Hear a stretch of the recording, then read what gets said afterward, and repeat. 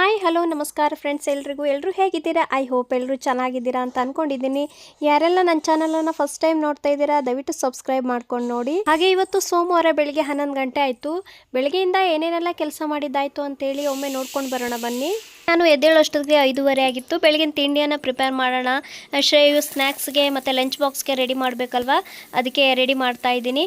ಹಾಗೆ ನಾನು ಇವತ್ತು ಶ್ರೇಯುಗೆ ಲಂಚ್ಗೆ ಪಾಸ್ತಾ ಮಾಡೋಣ ಅಂತ ಇದ್ದೀನಿ. ಹಾಗೆ ಸ್ನ್ಯಾಕ್ಸ್ಗೆ ಸ್ಯಾಂಡ್ವಿಚ್ಚು ಮತ್ತು ಫ್ರೂಟ್ಸ್ ಏನಾದರೂ ಕಳಿಸೋಣ ಅಂತ ಇದ್ದೀನಿ. ನಾನಿಲ್ಲಿ ಸ್ಯಾಂಡ್ವಿಚ್ಗೆ ಮತ್ತು ಪಾಸ್ತಾಕ್ಕೆ ತರಕಾರಿಯನ್ನು ಫ್ರೈ ಮಾಡ್ಕೋಬೇಕಲ್ವ, ಫ್ರೈ ಮಾಡ್ಕೊಳ್ತಾ ಇದ್ದೀನಿ. ನಾನು ಸ್ಯಾಂಡ್ವಿಚ್ಗೂ ಕೂಡ ಹಸಿ ತರಕಾರಿಯನ್ನು ಯೂಸ್ ಮಾಡಲ್ಲ, ಸ್ವಲ್ಪ ಬೇಯಿಸ್ಬಿಟ್ಟೇ ಹಾಕ್ತೀನಿ, ಇಲ್ಲ ಅಂತಂದರೆ ಶ್ರೇಯುಗೆ ಇಷ್ಟ ಆಗಲ್ಲ. ಒಂದು ಪಾತ್ರೆಗೆ 2 ಚಮಚ ಆಯಿಲ್ ಹಾಕಿಬಿಟ್ಟು ಅದಕ್ಕೆ ಸ್ವಲ್ಪ ಈರುಳ್ಳಿಯನ್ನು ಹಾಕಿ ಫ್ರೈ ಮಾಡ್ಕೊಳ್ತೀನಿ. ಅದಾದಮೇಲೆ ಕ್ಯಾರೆಟು, ಬೀನ್ಸು ಮತ್ತು ಆಲೂಗಡ್ಡೆಯನ್ನು ಹಾಕಿ ಜೊತೆಗೆ ಉಪ್ಪನ್ನು ಸೇರಿಸ್ಕೊಂಡು ಅದನ್ನು ಚೆನ್ನಾಗಿ ಫ್ರೈ ಮಾಡ್ಕೊಳ್ತೀನಿ.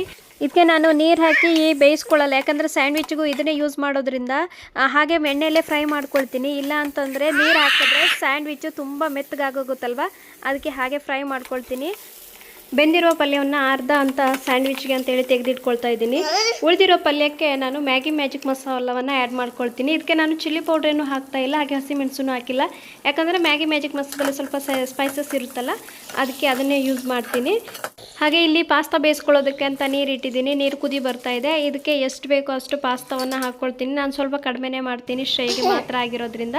ಹಾಗೆ ಪಾಸ್ತಾ ಬೇಯುವಾಗ ಒಂದು ಸ್ವಲ್ಪ ಉಪ್ಪು ಮತ್ತು ಒಂದು ಸ್ವಲ್ಪ ಆಯಿಲನ್ನು ಹಾಕಿ ಬೇಯಿಸ್ಕೊಳ್ತೀನಿ. ಇವಾಗ ಪಾಸ್ತಾ ಬೆಂದಿದೆ ನೋಡಿ, ಬೆಂದು ಸ್ವಲ್ಪ ತಣ್ಣಗಾಗ್ಲಿಕ್ಕೆ ಬಿಟ್ಟಿದ್ದೆ, ತಣ್ಣಗಾಗಿದೆ. ಇವಾಗ ರೆಡಿ ಮಾಡ್ಕೊಂಡಿರೋ ಪಲ್ಯಕ್ಕೆ ಪಾಸ್ತಾವನ್ನು ಹಾಕಿ ಅದ್ರ ಜೊತೆಗೆ ಒಂದು ಕೆಚಪ್ಪನ್ನು ಹಾಕಿ ಮಿಕ್ಸ್ ಮಾಡಿದ್ರೆ ಆಯಿತು. ಸ್ವಲ್ಪ ಸ್ಮೂತಾಗೆ ಮಿಕ್ಸ್ ಮಾಡಬೇಕು, ಇಲ್ಲಾಂದರೆ ಪಾಸ್ತಾ ಎಲ್ಲ ಪೀಸ್ ಆಗೋಗುತ್ತೆ. ಅದಕ್ಕೆ ಸ್ವಲ್ಪ ಸ್ಮೂತಾಗಿ ಮಿಕ್ಸ್ ಮಾಡಿಕೊಂಡ್ರೆ ಪಾಸ್ತಾ ರೆಡಿ ಆಯಿತು. ಹಾಗೆ ಸ್ವಲ್ಪ ತಣ್ಣಗಾದ್ಮೇಲೆ ಲಂಚ್ ಬಾಕ್ಸು ಕೂಡ ಪಾಸ್ತಾವನ್ನು ಹಾಕಿದ್ದೀನಿ. ಪಾಸ್ತಾ ಅಂದ್ರೆ ಸ್ವಲ್ಪ ತುಂಬಾ ಇಷ್ಟಪಡ್ತಾನೆ, ಅದಕ್ಕೆ ಸ್ವಲ್ಪ ಜಾಸ್ತಿನೇ ಹಾಕಿದೆ. ಜೊತೆಗೆ ಒಂದು ಅರ್ಧ ಪೊಮೊಗ್ರಾನೇಟನ್ನು ಕೂಡ ಬಿಡಿಸಿ ಹಾಕಿದ್ದೀನಿ. ಸ್ನ್ಯಾಕ್ಸ್ಗೆ ಅಂತೇಳಿ 1 ಪೀಸ್ ಅಷ್ಟೇ ಸ್ಯಾಂಡ್ವಿಚನ್ನು ಹಾಕ್ತಾಯಿದ್ದೀನಿ, ಯಾಕಂದರೆ ಸ್ಯಾಂಡ್ವಿಚ್ ಆದ ದಿನ ಶ್ರೇಯು ಬೆಳಿಗ್ಗೆನೇ ಸ್ವಲ್ಪ ತಿಂದ್ಕೊಂಡು ಹೋಗ್ತಾನೆ, ಅದಕ್ಕೆ 1 ಪೀಸ್ ಮಾತ್ರ ಹಾಕ್ತೀನಿ. ಅದ್ರ ಜೊತೆಗೆ ಆ್ಯಪಲನ್ನು ಕಟ್ ಮಾಡಿ ಕಳಿಸ್ತಾ ಇದ್ದೀನಿ. ಅಡುಗೆ ಕೆಲಸ ಮುಗ್ದಿದ್ದಾಗಿದೆ ಅಲ್ವಾ, ಅಡುಗೆ ಕೆಲಸ ಮುಗ್ದಾದ್ಮೇಲೆ ಶ್ರೇಯುನ ಸ್ನಾನ ಮಾಡಿಸಿ ರೆಡಿ ಮಾಡಿ ಶ್ರೇಯುನ ಸ್ಕೂಲ್ಗೆ 8 ಗಂಟೆಗೆ ಕಳಿಸಿದ್ದಾಯಿತು. ಅಂದರೆ 7:55ಕ್ಕೆ ವ್ಯಾನ್ ಬರುತ್ತೆ. 7:45ಗೆಲ್ಲ ಇವರು ಕೆಳಗಡೆ ಇಳಿದು ಹೋಗ್ತಾರೆ. ಹಾಗೆ ನಮ್ಮನೆಯವರು ಸ್ಕೂಲ್ ವ್ಯಾನ್ ಹತ್ತಿಸಿ ಹಾಗೆ ಡ್ಯೂಟಿಗೆ ಹೋಗಿದ್ರು. ಶ್ರೇಯುನ ಸ್ಕೂಲಿಗೆ ಕಳಿಸಿದ್ದಾದಮೇಲೆ ಮನೆ ಕೆಲಸ ಮಾಡ್ಕೋಬೇಕಲ್ಲ. ಶ್ರೇಯುನ ಜೊತೆಗೇ ವಿಹಾನ ಕೂಡ ಎದ್ದಿರ್ತಾಳೆ. ಹಾಗೆ ಸ್ವಲ್ಪ ಹೊತ್ತು ಒಂದು 1/2 ಅವರ್ ಬಿಟ್ಬಿಟ್ಟು ಅಲ್ಲಿಗೆ ಸ್ವಲ್ಪ ಹಾಲು ಕುಡಿಸ್ಬಿಟ್ಟು ಮಲಗಿಸ್ಬಿಡ್ತೀನಿ. ಮಲಗಿದ್ರೆ ಆಮೇಲೆ ನಾನು ಮನೆ ಕೆಲಸ ಮಾಡ್ಕೋಬೋದಲ್ಲ ಅಂತೇಳಿ ಮಲಗಿಸ್ತೀನಿ. ಆಮೇಲೆ ಇನ್ನೊಂದು ರೌಂಡ್ ಹೇಳ್ತಾಳಲ್ಲ, ಆವಾಗ ಸ್ನಾನ ಮಾಡಿಸ್ತೀನಿ. ಇವಾಗ ಮಾಡ್ಸೋಕೆ ಹೋಗಲ್ಲ, ಬೆಳಿಗ್ಗೆನೇ ಅಲ್ವಾ, ಸ್ವಲ್ಪ ಚಳಿ ಇರುತ್ತೆ ಅಂತೇಳಿ ಇವಾಗ ಮಾಡ್ಸೋಕೆ ಹೋಗಲ್ಲ. ಇವಾಗ ಟೈಮ್ 1 ಗಂಟೆ ಆಗಿದೆ. ಅನ್ನ ಸಾಂಬಾರೆಲ್ಲ ರೆಡಿ ಆಗಿದೆ. ಇವಾಗ ಮಾವಿನ ಹಣ್ಣಿತ್ತು, ನಿನ್ನೆನೇ ತಂದಿರೋದು. ನಿನ್ನೆ ಮಾಡೋದಕ್ಕೆ ನಮಗೆ ಟೈಮ್ ಸಿಕ್ಕಿರಲಿಲ್ಲ, ಅದಕ್ಕೆ ಇವಾಗ ಮಾವಿನ ಹಣ್ಣು ರಸಾಯನ ಮಾಡ್ಕೊಳ್ತಾ ಇದ್ದೀನಿ. ಚರಿ ಆಟ ಆಡ್ತಾ ಇದ್ದಾಳೆ. ಒಂದು 5 ನಿಮಿಷ ಅಲ್ವಾ, ಅದಕ್ಕೆ ಬೇಗ ಮಾಡ್ಕೊಂಬಿಡೋಣ ಅಂತ. ಮಾವಿನ ರಸಾಯನ ಇದ್ರೆ ಚೆನ್ನಾಗಿ ಊಟ ಆಗುತ್ತೆ. ಶ್ರೇಯನು ಕೂಡ ಮಾವಿನ ಹಣ್ಣು ತಿನ್ನಲ್ಲ, ಅವನು ಸ್ವಲ್ಪ ಕಡಿಮೆ ಮಾವಿನ ಹಣ್ಣು ತಿನ್ನೋದು. ಈ ಥರ ರಸಾಯನ ಮಾಡಿಕೊಟ್ರೆ ಚೆನ್ನಾಗಿ ಊಟ ಮಾಡ್ತಾನೆ. ಅದಕ್ಕೆ ಅವನು ಬರೋದ್ರೊಳಗಡೆ ಮಾಡಿಟ್ರೆ ಬಂದ ತಕ್ಷಣ ಊಟ ಮಾಡ್ತಾನಲ್ವ ಅಂತೇಳಿ ಬೇಗ ಮಾಡ್ಕೊಳ್ತಾ ಇದ್ದೀನಿ. ಅದಕ್ಕೆ ಸ್ವಲ್ಪ ಒಂದು ಚಿಟಿಕೆ ಅಷ್ಟು ಉಪ್ಪು ಹಾಕಿ ಸ್ವಲ್ಪ ಸಕ್ಕರೆ ಕೂಡ ಆ್ಯಡ್ ಮಾಡ್ಕೊಳ್ತಾ ಇದ್ದೀನಿ. ಬರೀ ಮಾವಿನ ಹಣ್ಣು ಆದರೆ ತಿನ್ನೋದಕ್ಕಾದರೆ ಸ್ವೀಟ್ ಇದೆ ಅನಿಸುತ್ತೆ, ಬಟ್ ಈ ಥರ ರಸಾಯನ ಮಾಡಿದ್ರೆ ಇನ್ನೂ ಸ್ವಲ್ಪ ಸಿಹಿ ಬೇಕು ಅನಿಸುತ್ತೆ. ಅದಕ್ಕೆ ಸ್ವಲ್ಪ ಸಕ್ಕರೆ ಕೂಡ ಆ್ಯಡ್ ಮಾಡ್ಕೊಳ್ತಾ ಇದ್ದೀನಿ. ಅಂದರೆ ಸ್ವಲ್ಪ ತೆಂಗಿನಕಾಯಿ ಹಾಲನ್ನು ಕೂಡ ಸೇರಿಸ್ಕೋಬೋದು, ಅದು ಕೂಡ ಚೆನ್ನಾಗಾಗುತ್ತೆ. ನಾನಿಲ್ಲಿ ತೆಂಗಿನಕಾಯಿ ಹಾಲನ್ನ ಸೇರಿಸ್ಕೊಳ್ತಾ ಇಲ್ಲ, ಯಾಕಂದರೆ ನಮ್ಮ ಮನೆಯವ್ರಿಗೆ ತೆಂಗಿನಕಾಯಿ ಹಾಲು ಹಾಕಿದ್ರೆ ಅಷ್ಟೊಂದು ಇಷ್ಟ ಆಗಲ್ಲ, ಅದಕ್ಕೆ ನಾನು ಅದನ್ನು ಸೇರಿಸ್ಕೊಳ್ತಾ ಇಲ್ಲ. ಹಾಗೆ ಇದಕ್ಕೆ ತುಪ್ಪ ಹಾಕಿ ಒಗ್ಗರಣೆ ಹಾಕಿದ್ರೆ ಚೆನ್ನಾಗಿರುತ್ತೆ ಅಂತೇಳಿ 2 ಸ್ಪೂನ್ ತುಪ್ಪವನ್ನು ಹಾಕಿ ಅದಕ್ಕೆ ಸಾಸಿವೆ, ಕರಿಬೇವು ಮತ್ತು ಒಣಮೆಣಸಿನ್ಕಾಯನ್ನು ಹಾಕಿ ಒಗ್ಗರಣೆಯನ್ನು ಹಾಕ್ತಾಯಿದ್ದೀನಿ.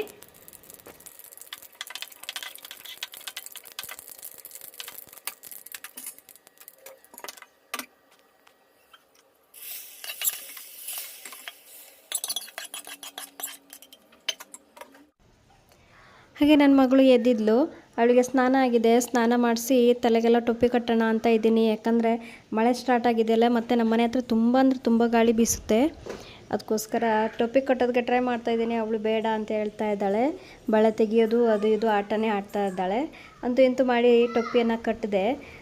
ಹೊರಗಡೆ ಒಂದೇ ಸರಿ ಜೋರಾಗಿ ಗಾಳಿ ಬೀಸ್ತು, ಅದಕ್ಕೆ ಹೊರಗಡೆ ಹಾಕಿರೋ ಬಟ್ಟೆಗಳೆಲ್ಲ ತಂದು ಮತ್ತೆ ಒಳಗಡೆ ಹಾಕಿದೆ. ಮತ್ತು ಜೋರಾಗಿ ಮಳೆ ಬಿದ್ದುಬಿಟ್ರೆ ಕಷ್ಟ ಆಗುತ್ತೆ ಅಂತ. ಚಿಕ್ಕ ಮಕ್ಕಳು ಮನೇಲಿದ್ದರೆ ಟೈಮ್ ಪಾಸ್ ಆಗಿದೆ ಗೊತ್ತಿಲ್ಲ ಅವರಿಗೆ. ಊಟ ತಿಂಡಿ ಅನ್ನೋದ್ರೊಳಗಡೆ ಟೈಮ್ ಹೋಗ್ಬಿಡುತ್ತೆ. ಇವಾಗ ನೋಡಿ ಟೈಮ್ ಆಲ್ರೆಡಿ 2:30 ಆಗೋಗಿದೆ. ಅವಳಿಗೆ ಊಟ ಕೂಡ ಮಾಡಿಸಿದೆ. ಊಟ ಮಾಡಿಸ್ಬಿಟ್ಟು ಸ್ವಲ್ಪ ಹೊತ್ತು ಆಟ ಆಡ್ಸೋಣ ಅಂತ ಆಟ ಆಡಿಸ್ತಾ ಇದ್ದೀನಿ. ನನ್ನ ಮಗಳು ಮೊನ್ನೆ ದೇವ್ರ ದೀಪ ಹಚ್ಚಿ ಅಗರಬತ್ತಿ ಹಚ್ಚಿದೆ ಅಲ್ವಾ, ಅಗರಬತ್ತಿನ ಹೋಗಿ ಹಿಡಿದ್ಬಿಟ್ಟಿದ್ದಾಳೆ. ಕೈ ಸುಟ್ಟೋಗ್ಬಿಟ್ಟಿದೆ ಬೆರಳು. 2 ಬೆರಳು ಮಧ್ಯ ಅಗರಬತ್ತಿ ಹಿಡಿದ್ಬಿಟ್ಟಿದ್ದಾಳೆ. ಅದು ಮಧ್ಯಕ್ಕೆ ಆ ಕಡೆ ಬೆರಳಿಗೂ ತಾಗಿದೆ, ಈ ಕಡೆ ಬೆರಳಿಗೂ ತಾಗಿದೆ. ಗುಳ್ಳೆ ಬಂದಿತ್ತು ದೊಡ್ಡದಾಗಿ, ಅದಕ್ಕೆ ಗುಳ್ಳೆ ಹೊಡೆದಿದೆ. ಇವಾಗ ನೋಡೋದಕ್ಕೆ ಒಂಥರ ಅನಿಸುತ್ತೆ. ಅದಕ್ಕೆ ಆಯಿಂಟ್ಮೆಂಟ್ ತರೋದಕ್ಕೆ ಹೇಳಿದೆ. ಆಯಿಂಟ್ಮೆಂಟ್ ತಂದಿದ್ರು, ಅದನ್ನು ಹಚ್ತಾ ಇದ್ದೀನಿ. ಸ್ವಲ್ಪ ಗಾಯ ಇವಾಗ ಪರವಾಗಿಲ್ಲ, ಅಂದರೆ ಸ್ವಲ್ಪನೇ ಆಗಿರೋದು, ಅಗರಬತ್ತಿ ಅಷ್ಟೇ ಇದು ಆಗಿರೋದು. ಆದರೂ ಸ್ವಲ್ಪ ಏನೋ ಆಳವಾಗಿ ತಾಗಿತ್ತೇನೋ ಅನಿಸುತ್ತೆ, ಗುಳ್ಳೆ ಎಲ್ಲ ಬಂದಿತ್ತು. ಹಾಗೆ ಇವಾಗ ಸ್ವಲ್ಪ ಕಡಿಮೆ ಆಗಿದೆ, ಪರವಾಗಿಲ್ಲ.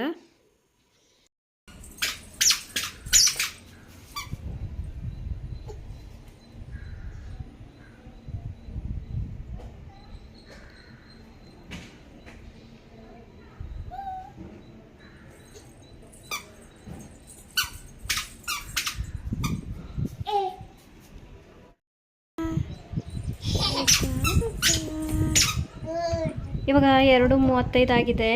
ಸ್ವಲ್ಪ ಹೊತ್ತು ಚರಿನ ಹೊರಗಡೆ ಆಟ ಆಡಿಸ್ಬಿಟ್ಟು ಆಮೇಲೆ ಶ್ರೇಯನ ಕರ್ಕೊಬರೋದಕ್ಕೆ ಹೋಗ್ಬೇಕು. ಇವಾಕೊಂಬಂದರೆ ಎಲ್ಲರೂ ಚಪ್ಪಲಿನೂ ಹಾಕ್ತಾ ಇದ್ಲು. ಅದಕ್ಕೆ ಇವಾಗ ಅವಳಿಗೂ ಒಂದು ಜೊತೆ ಶೂ ತಗೊಬಂದಿದ್ದೀವಿ.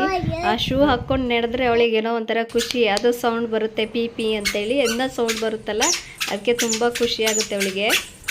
ಇವಾಗ 4 ಗಂಟೆ ಆಯಿತು. ಆದರೂ ಸ್ವಲ್ಪ ಮಳೆ ಮೋಡ ಎಲ್ಲ ಹೋಗಿ ಸ್ವಲ್ಪ ಬಿಸಿಲು ಬಂದಂಗೆ ಆಯಿತು. ಮತ್ತೆ ಬಟ್ಟೆಗಳೆಲ್ಲ ಒಣಗಾಕಿದ್ದೀನಿ. ಹಾಗೆ ಈ ವ್ಲಾಗನ್ನು ಇಲ್ಲಿಗೆ ಎಂಡ್ ಮಾಡ್ತಾ ಇದ್ದೀನಿ. ಈ ವ್ಲಾಗ್ ನಿಮಗೆ ಇಷ್ಟವಾಗಿದ್ದರೆ ದಯವಿಟ್ಟು ಲೈಕ್ ಮಾಡಿ, ಶೇರ್ ಮಾಡಿ, ಸಬ್ಸ್ಕ್ರೈಬ್ ಮಾಡಿ ಫ್ರೆಂಡ್ಸ್. ಮತ್ತೆ ಸಿಗೋಣ ಮುಂದಿನ ವ್ಲಾಗಲ್ಲಿ. ಧನ್ಯವಾದ.